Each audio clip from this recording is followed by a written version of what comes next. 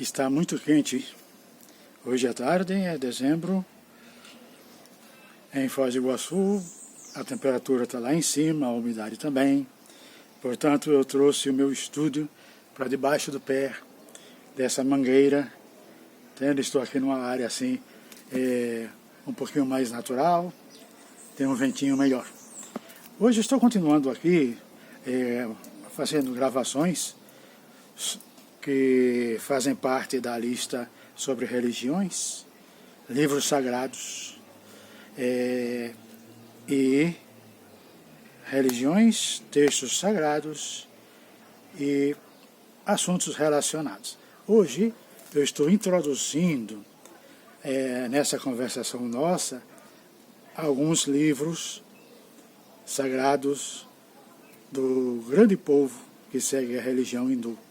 Esse daqui, não sei se dá bem para ver, ele é o Bhagavad Gita. Bhagavad Gita, nesta versão, acho que dá para ver, né? Bhagavad Gita, nessa versão, ele foi traduzido e comentado pelo Srila Bhaktivedanta Swami Prabhupada, que está nessa fotozinha aqui, o fundador da Organização Internacional para a Consciência de Krishna.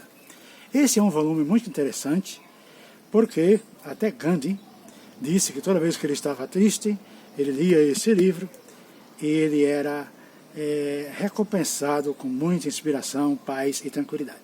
Então esse é um livro de minha leitura, o Bhagavad Gita, que ele conta, no enredo dele, ele é uma conversação entre Krishna, a suprema personalidade de Deus, e um devoto chamado Arjuna. Arjuna pertencia à classe que era militar. Era uma classe que tinha que ser soldado, tinha que ir para a guerra. E o que acontece quando a pessoa é soldado, é guerreiro e é devoto? Em toda a história desse livro, Arjuna se encontra no campo de batalha de um lugar chamado Kurukshetra, onde ele deve enfrentar o exército da frente, que não era exército dividido por nacionalidades, mas por grupos, castas e coisas sociais, e as pessoas do outro grupo, o grupo que ele devia ir matar, porque estava todo mundo reunido na frente, existia parentes, avós, os avós deles havia pai, parentes, amigos, e ele não queria brigar por causa disso. Então toda a história é Krishna dizendo para ele que é a obrigação dele ir brigar, porque ele é da classe que deve brigar. Ele é militar e o militar tem que ir para a guerra quando chega a hora. E além disso, Krishna tranquilizou que qualquer que fosse o resultado da briga dele, a guerra já estava decidida. Então Krishna disse, sua obrigação é ir e lutar. O destino eu decido eu. Ele é a suprema personalidade de Deus e já sabia o que ia acontecer. Então aí saem todos os ensinamentos, inclusive aquele sobre a imortalidade da alma. É quando Krishna deu a entender que eles, que estavam lá no outro lado, já estavam mortos. Ele iria somente ser um instrumento. Então esse é um ponto que é muito atual, e onde Krishna dá toda a doutrina, todos os preceitos, como seguir, e como Krishna ensina a Arjuna, todas as regras para a Bhakti Yoga, quer dizer, todas as regras para a adoração, o amor, a adoração pelo amor, pela prática de entoar o hino sagrado, que é aquele que muita gente já conhece, né, que começa com a estrofe Hare Krishna e etc. Então esse é o Bhagavad Gita. Eu tenho um outro aqui, que também é muito interessante para mim. Eu tenho ele encapado, mas para essa apresentação eu tirei a capinha, que ele chama-se, deixa eu ver se dá para ver bem, Uddhava Gita. Uddhava Gita. Uddhava Gita era um ancião, um idoso, que era conselheiro de Krishna. Então você vê que uma pessoa, para ser conselheiro da Suprema Personalidade de Deus, é uma pessoa também importante. Então, de novo, igual Bhagavad Gita, a história tem um enredo. Com Arjuna, Krishna estava num campo de batalha. Aqui, desse daqui, Krishna está para terminar sua missão na Terra. Krishna vai embora. E ele encontrou Uddhava, e Uddhava sentou-se para conversar com Krishna.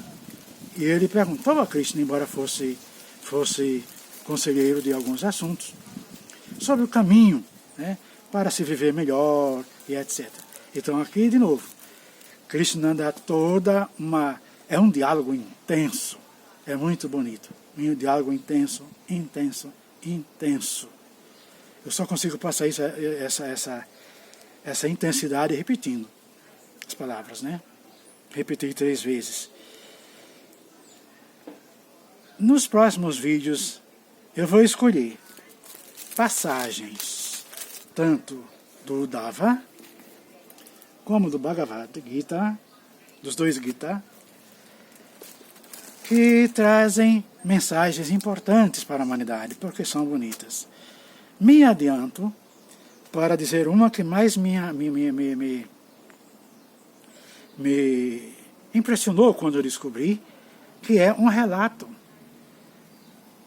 que, com muita humildade, Uddhava diz a Krishna que ele aprende de tudo. Tudo que existe na Terra é professor para ele. Inclusive coisas da natureza, o vento, a chuva, as tempestades. E ele destaca uma pessoa que ensinou muito a ele, que se chama Pingala. Nós estamos falando dos 2 nadis, né, dos 2 canais de energia que temos no corpo, né? O Pingala e o Nadi. Pingala e... falhou a memória o nome do outro, não é Nadi. Ida e Pingala. Pingala e Ida. Não, nesse caso, Pingala é uma mulher. E Pingala era uma prostituta. Uma prostituta que todas as noites, na esperança de ganhar o sustento, ganhar o dinheiro, né, ela se preparava, se maquiava, se enfeitava, se produzia, ia para a rua na espera de homens. E ela sonhava com o homem ideal. Um dia, esse mestre se encontra com Pingala, e Pingala lhe dá a maior lição de sua vida. É quando ela fala de sua decepção com a vida que ela sabia que era decepcionante. Uddhava disse a Krishna que ela foi a sua maior professora. Na minha cabeça, eu estou pensando o seguinte: como nós, hoje, diríamos que aprendemos muito que o mendigo na rua foi o nosso mestre. E isso, uma pessoa sendo mestre, dizendo para Deus que é o mestre de todos, que o bêbado, que o mendigo, que a prostituta, teve muito que ensinar para ele. É nesse estilo que eu quero comentar livros sagrados, textos sagrados, dentro da minha lista sobre estudos religiosos. Muito obrigado. Estarei preparando o nosso próximo encontro. Namastê. Devia ter dito isso no começo, né? Mas continuo, porque sempre tem alguma coisa começando. Namastê.